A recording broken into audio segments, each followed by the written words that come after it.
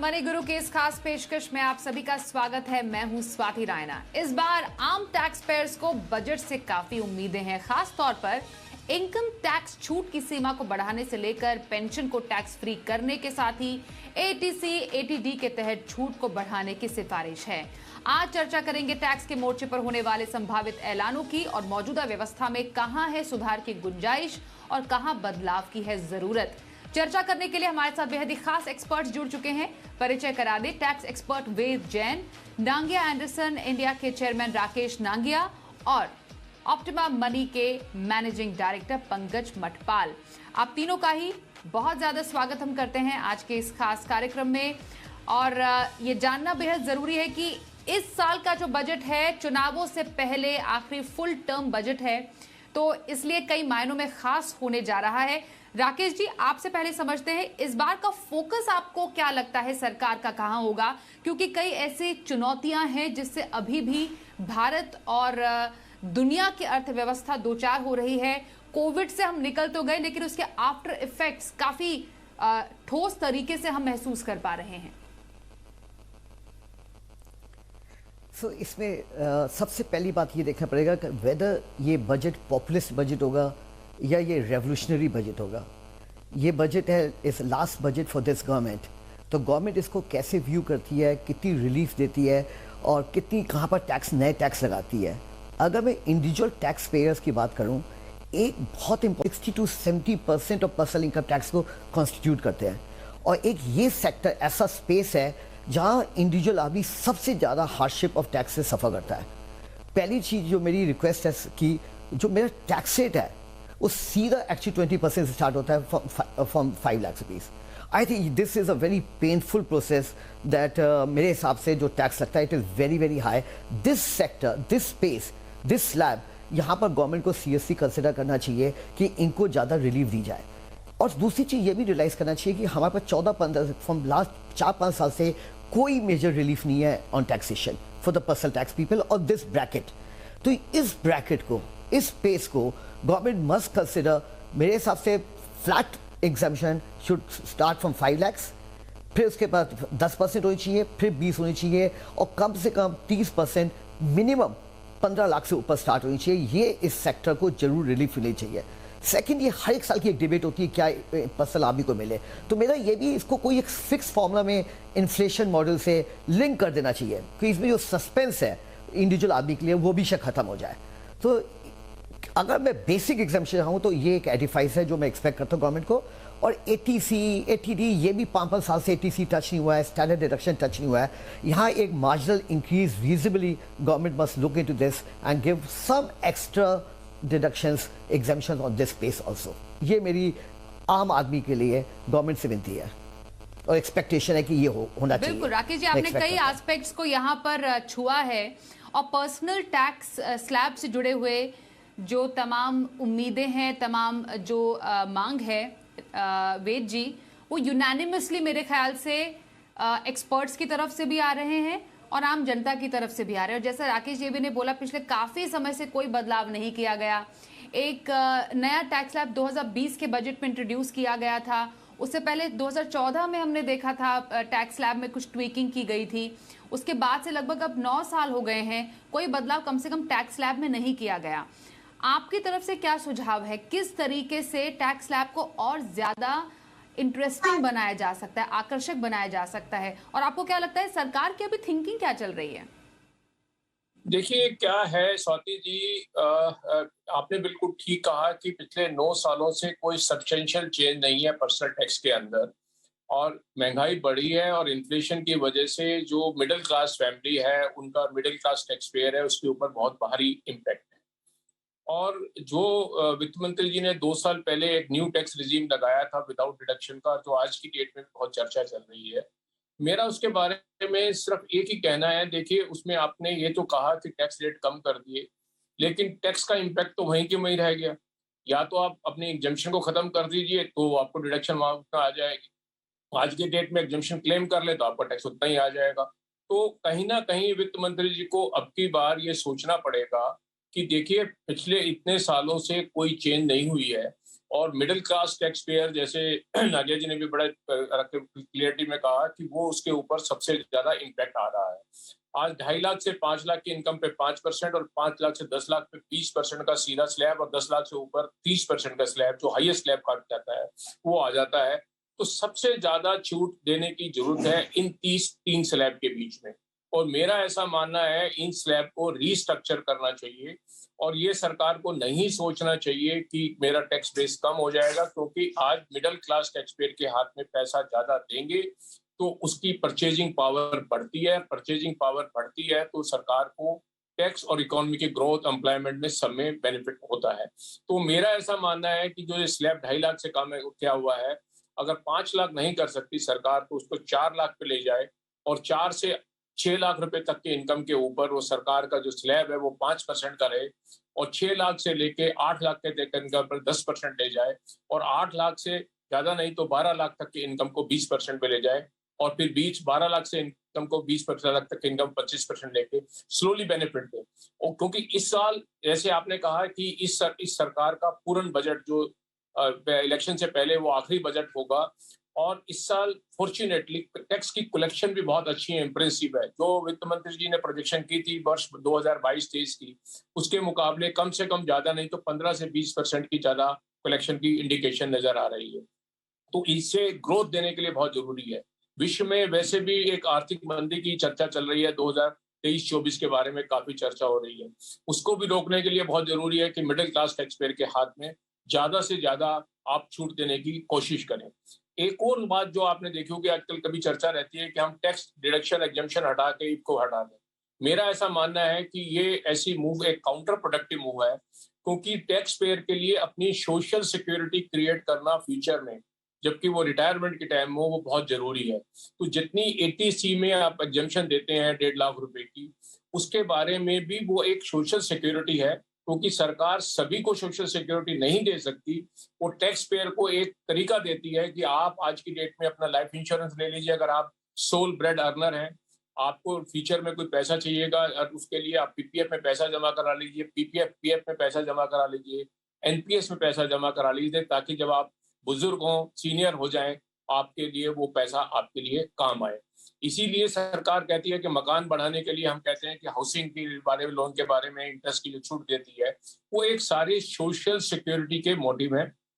तो ये सोचना कि हम इस एग्जम्पशन को विड्रा कर लें और टैक्स रेट को कम कर दें, वो मेरा कहना है कि काउंटर प्रोडक्टिव है, particularly middle class tax payer के लिए, क्योंकि मिडिल क्लास टैक्स पेयर के लिए सेविंग इतनी नहीं है कि वो फ्यूचर में उसकी वजह से कुछ अपनी सोच सके कि उसकी सोशल सिक्योरिटी क्रिएट हो जाए।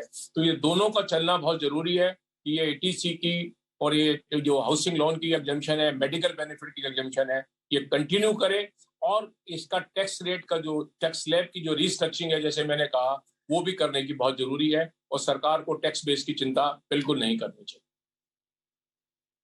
ओके, तो डेफिनेटली यहाँ पर भी राकेश जी की ही तरह वेद जी भी ये सजेस्ट कर रहे हैं, उम्मीद जता रहे हैं कि टैक्स स्लैब में कम से कम बदलाव इस बार हो।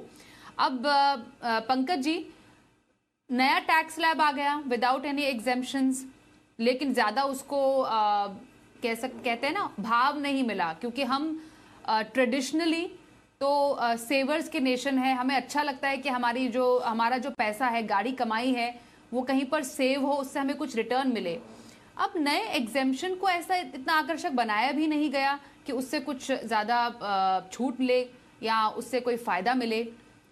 इस बार ऐसा किया जाना चाहिए कि नए टैक्स सिस्टम को भी कुछ ऐसा आकर्षक बनाया जाए, कुछ छूट उसमें शामिल की जाए, कम से कम कुछ तो अट्रैक्शन हो नए टैक्स सिस्टम की तरफ। बिल्कुल स्वाति, सही कहा आपने। देखिए, हमारे पास 2 टैक्स रिजिम है, ओल्ड टैक्स रिजिम और न्यू टैक्स रिजिम।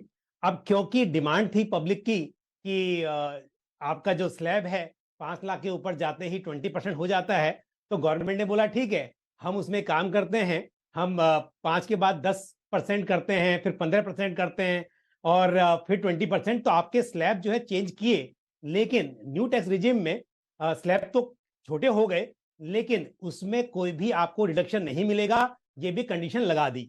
अब ये बहुत पॉपुलर नहीं हुआ, लेकिन इसको लेकर कई बार मिनिस्ट्री ऑफ फाइनेंस ने कुछ हिंट भी दिया है कि आने वाले समय में शायद ओल्ड टैक्स रिजिम जो है उसको विड्रॉ कर लिया जाए और न्यू टैक्स रिजिम ही लागू रहे।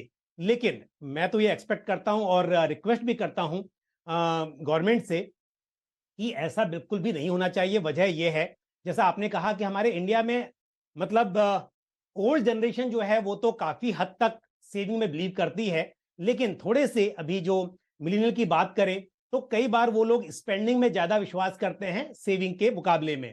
और ऐसे में यदि उनको ये एनकरेजमेंट भी ना मिले कि आपका टैक्स बच रहा है तो शायद वो थोड़ा सा और भी डिमोटिवेट हो।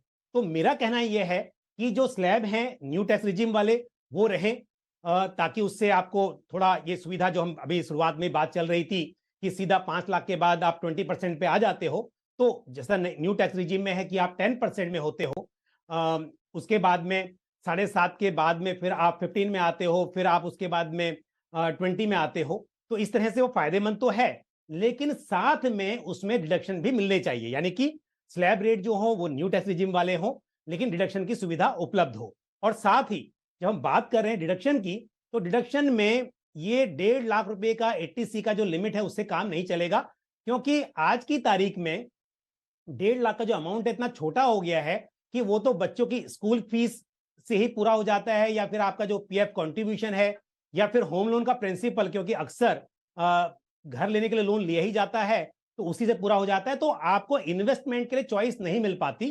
तो ऐसे में डेफिनेटली जो आपके इन्वेस्टमेंट के ऑप्शंस हैं वहां पर आपको या तो अलग से सुविधा मिले या फिर ये जो लिमिट है वो बढ़ाई जाए। और मैं तो कहूंगा कि जिस तरह से एनपीएस में कम से कम 50,000 रुपए एडिशनल आप इन्वेस्ट करके डिडक्शन क्लेम कर सकते हैं, उसी तरह से इन्वेस्टमेंट में कुछ प्रोडक्ट्स या तो रिटायरमेंट रिलेटेड प्रोडक्ट्स हों, या फिर जैसे कि हम इक्विटी लिंक सेविंग स्कीम की बात करते हैं कि वो इन्वेस्टमेंट के लिए एक अच्छा ऑप्शन माना जा सकता है, तो उसको उसका दायरा बढ़ाया जाए, उसको हो सकता है 80C से बाहर रख के उसमें इन्वेस्टमेंट को एनकरेज किया जाए। तो इस तरह से लोगों को टैक्स बचाने में भी और अपना पैसा बढ़ाने में भी थोड़ा एनकरेजमेंट मिले, और लोगों का पैसा बढ़े तो डेफिनेटली लॉन्ग टर्म में पैसा उनके काम आएगा, सोशल सिक्योरिटी होगी। किस तरीके तो इस तरह का प्रावधान टैक्स बचा के बचत यहां पर करने की पूरी कोशिश की जानी चाहिए सरकार की तरफ से।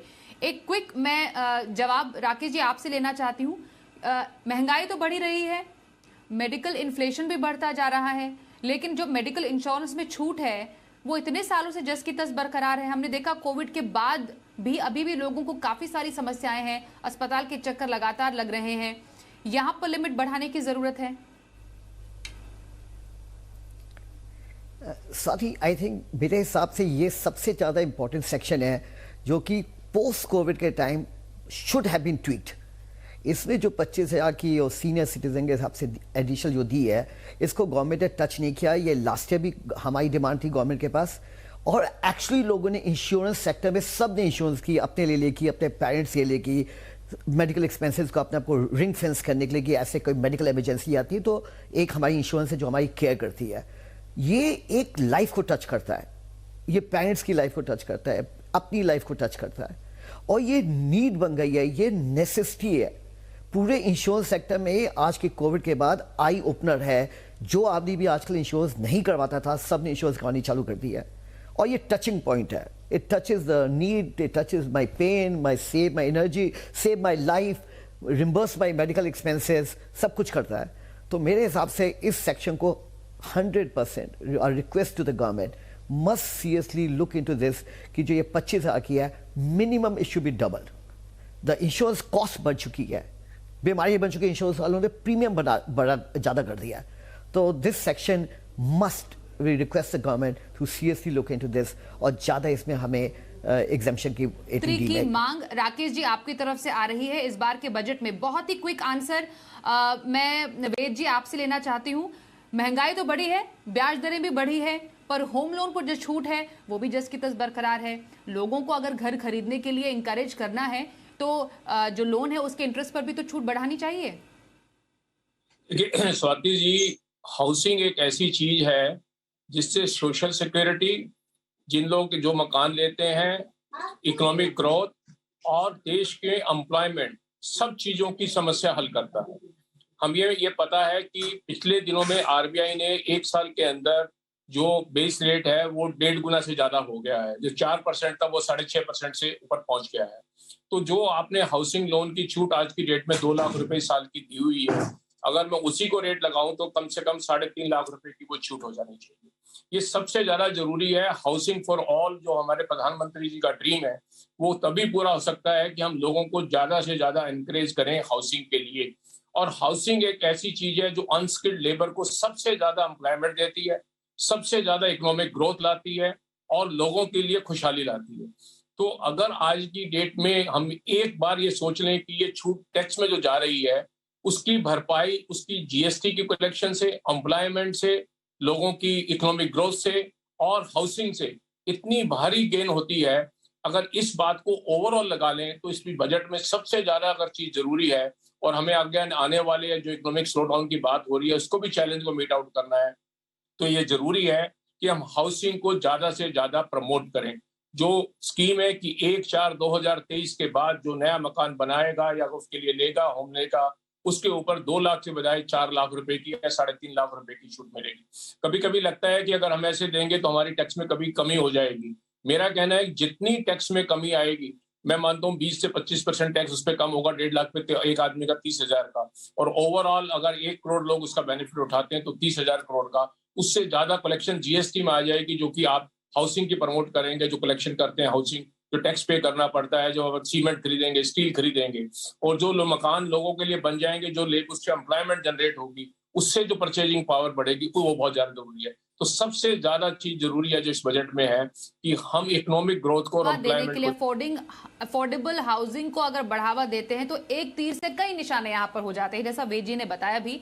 पंकज जी, यहाँ पर कैपिटल गेन टैक्स को लेकर भी काफी ज्यादा उम्मीदें हैं कि थोड़ा बहुत सुधार हो उसमें, उसको सिंप्लीफाई बेसिकली किया जाए, क्योंकि अभी हम देखते हैं कि अलग अलग एसेट पर अलग कैपिटल गेन के नियम है, होल्डिंग पीरियड अलग है, उस हिसाब से नेचुरली आप टैक्स के जो नियम है वो भी अलग हो जाते हैं।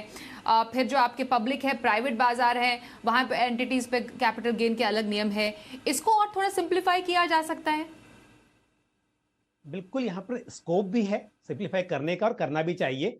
वजह यह है कि आप देखिए असेट के हिसाब से अगर हम इवन म्यूचुअल फंड की बात करें, पहले देखना पड़ता है कि वो इक्विटी फंड है कि नॉन इक्विटी फंड है, और बड़ा कंफ्यूजन होता है कई बार, क्योंकि फिर वो आपको समझना पड़ता है कि अगर 65% एलोकेशन इक्विटी में है, चाहे वो हाइब्रिड फंड है, तो आपको इक्विटी में उसको रखना है, और फिर उसके हिसाब से डिसाइड करना है कि उस पर long term capital gain tax लगेगा या शॉर्ट टर्म लगेगा। यानी कि इक्विटी में 1 ईयर का पीरियड जो होता है वो शॉर्ट टर्म, और 1 ईयर के ऊपर हो तो वो लॉन्ग टर्म हो जाता है। जबकि नॉन इक्विटी म्यूचुअल फंड की बात करें, हम बॉन्ड्स की बात करें, तो वहां पर आपका 3 साल के बाद में लॉन्ग टर्म होता है। अगर रियल एस्टेट की बात करें तो वहां पर 2 साल तक का पीरियड शॉर्ट टर्म, और 2 साल के ऊपर हो तब वो लॉन्ग टर्म हो जाता है। तो बड़ा कंफ्यूजन है। फिर रेट को लेकर यहाँ पर कहीं इंडेक्सेशन का बेनिफिट है, कहीं पर नहीं है, तो ये भी देखना पड़ता है। तो मेरे हिसाब से इसको बिल्कुल सिंपल करना चाहिए ताकि लोगों को आसानी हो उसको समझने में, और उससे और टैक्स पेयर का दायरा बढ़ेगा। अगर सिंपल चीजें होंगी तो मेरे हिसाब से टैक्स कलेक्शन इजी होगा और लोगों को उसका फायदा मिलेगा। दूसरी बात स्वाति, एक बहुत ही इंपॉर्टेंट है कि इक्विटी में पहले तो खैर long term capital gain tax था ही नहीं, लेकिन जब इंट्रोड्यूस हुआ तो एक कंडीशन रखी गई कि 1 लाख रुपए तक का जो लॉन्ग टर्म कैपिटल गेन है एक फाइनेंशियल ईयर में, वो एग्जेम्प्टेड होगा, और जो अमाउंट एक्सीड करेगा 1 लाख से, उस पर आपको टैक्स चुकाना है।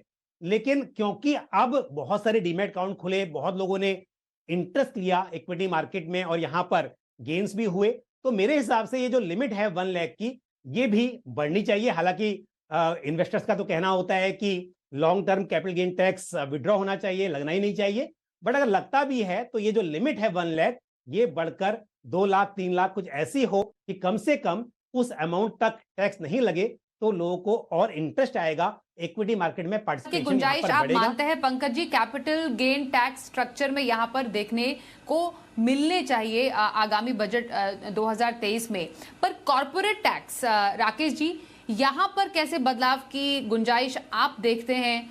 जिस तरीके से अभी हम पार्टनरशिप फर्म या LLP पर देखते हैं कि अराउंड 30% की दर से टैक्स लगता है, वहां पर कुछ आपको लगता है कि एनोमलीज हैं जिसको दूर करने की जरूरत है? मेरी साथ ही सबसे इंपॉर्टेंट चीज़ है, 2 चीज़ें इसमें। पहली चीज, हमें कुछ नहीं एक्सपेक्ट करना चाहिए गवर्नमेंट से कि टैक्स रेट कॉर्पोरेट के कम होंगे। आई डोंट एक्सपेक्ट इस समय गवर्नमेंट कम करेगी, लेकिन एक बहुत इंपॉर्टेंट ट्विकिंग चाहिए। जो न्यू मैन्युफैक्चरिंग कॉर्पोरेट टैक्स है, जिसका सनसेट क्लॉज 2024 तक है, ये permanent income tax act statue में आना चाहिए। ये नहीं होना चाहिए कि इसकी सनसेट क्लॉज है, 24 में खत्म हो जाएगा, एक साल में 25 को खत्म हो जाएगा या 26 को खत्म हो जाएगा। No, 15% tax rate for many new manufacturing company should become permanently a part of the law, fixed the rate should be fixed. आप मैन्युफैक्चरिंग कंपनी को आप डिडक्शन ही दे रहे हो नए वालों को, कम से कम उनको सर्टेनिटी तो दो। आप आज कोई फैक्ट्री लगाना चाहते हो, आपको 2 साल 3 साल लग जाते हैं बड़े यूनिट लगाने के लिए। आप फिर कहोगे कि जो जिसने ये 3 साल में लगा दी उसको तो 15% टैक्स मिल गया, बाकियों को नहीं मिलेगा। गवर्नमेंट ने लास्ट ईयर भी इसको 1 साल के लिए एक्सटेंड किया था। तो मेरी रिक्वेस्ट है, और मैंने अपने चेंबर के थ्रू क्लियरली गवर्नमेंट से रिक्वेस्ट की है, 15% tax should be brought in the law. ये हाइक 1 साल के लिए चेंज नहीं होना चाहिए। और कोई एक चीज और है इसमें, no new taxes, no new surprises, किसी तरीके से गवर्नमेंट को शॉक नहीं आना चाहिए हमें किसी तरीके का।